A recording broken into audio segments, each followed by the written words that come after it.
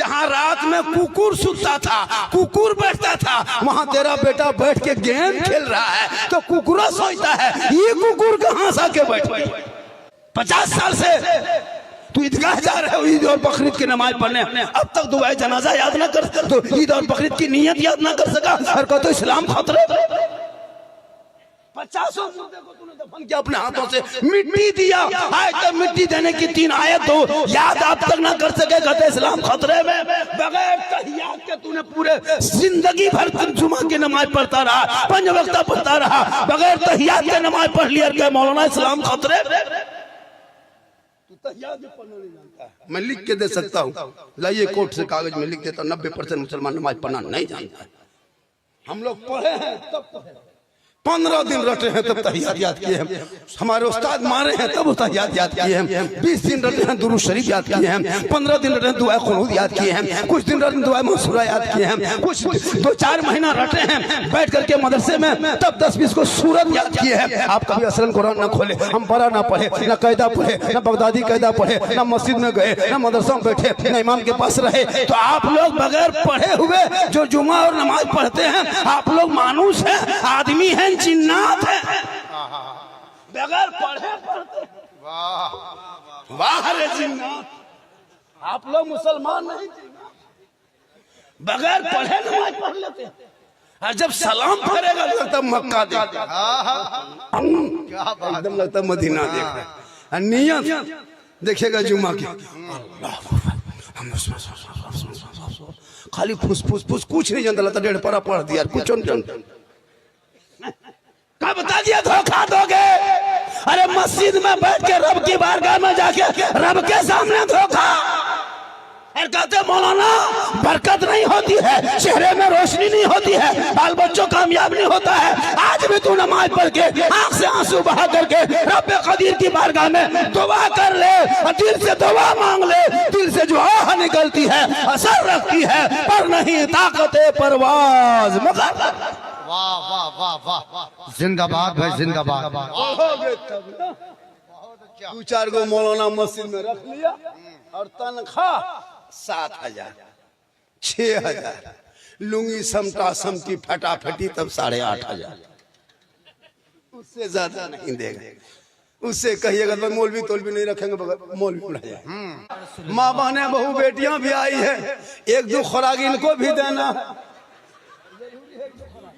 जरूरी है।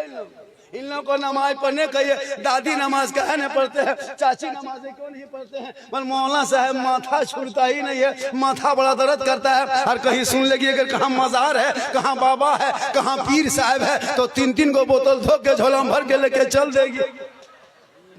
और नमाज पढ़ने कहिएगा नहीं पढ़ेगी। एक औरत को पूछे चाची आप नमाज क्यों नहीं पढ़ते हैं, बोले हाँ झारखंडी बाबा छोटा छोटा बच्चा है, हमारा बच्चा छोटे रहता है, बड़ा होगा फिर बच्चा कहे रहे। बोले हाँ हजरत एगो मसला पूछ रहे थे, मैंने पूछो न, बोले छोटा बच्चा पेशाब किया पाक है, हमारे बोतल में भर के रखो काम देगा। खाली मसले पूछने आई हो, जानती कुछ नहीं हो।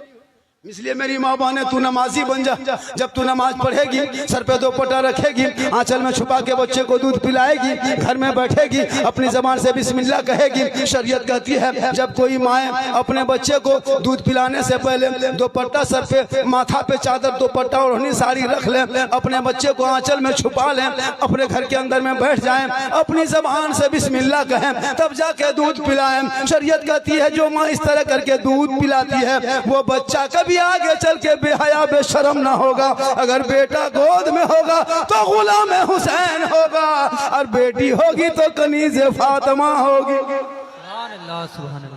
आज की माएँ बहू बेटियां LCD चालू है, सीरियल देख रही है, बच्चा दूध पी रहा है, मोबाइल देख रही है, बच्चा पेट में है, गाना सुन रही है, बच्चा पेट में है, तो मोबाइल देख के, LCD देख के, सीरियल देख के जो माएँ दूध पिलाती है बच्चा पेट में रहे, माँ गाना सुने।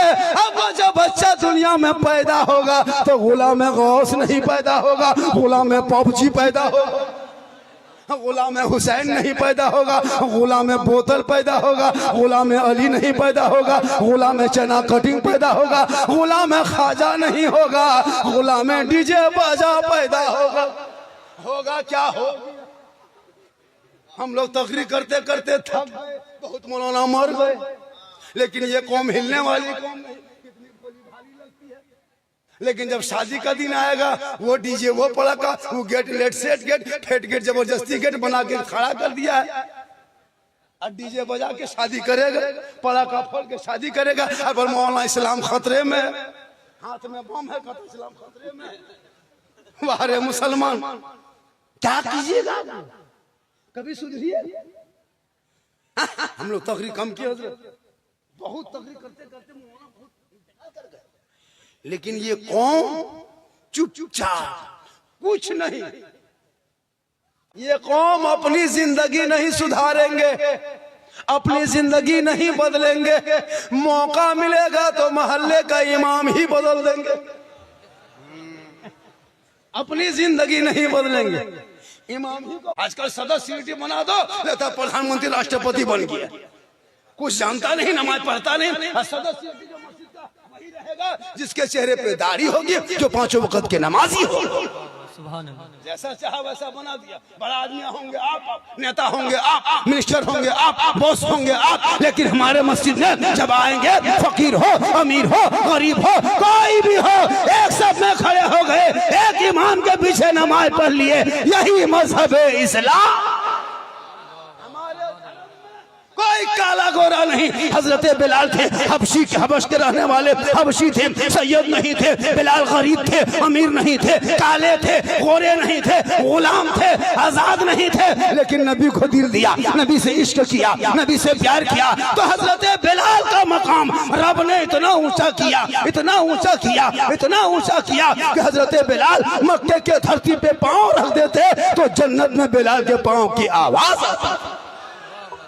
अबू जहल घर का था, रसूल को पहचान न सके, अबू जहल बन गए। और बिलाल हबश का था, रसूल को दिल दे दिया तो बिलाल का मकाम ऊंचा हो गया।